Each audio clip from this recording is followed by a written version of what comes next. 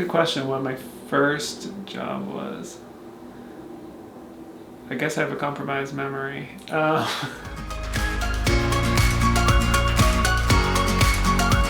Oh, I worked at a family business.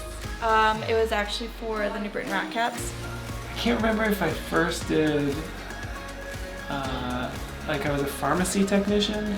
My first summer job, I worked for a commercial laundry.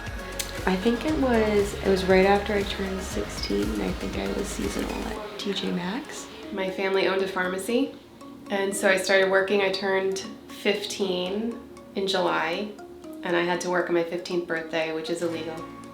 But they told me it was fine. Which rip, they're not around anymore, of course. They're, now the yard goats. But yeah, I worked in the third base shop, hawking foam fingers. We had a friend of the family that was a pharmacist for Rite Aid, and they needed help, so I worked a few hours of the week counting pills at a Rite Aid. Yeah, it was a bit different job. I worked in the washroom actually, loading linens from hotels into washers and then into extractors. Sometimes you work a job and you realize this isn't for me, so what is the opposite of this?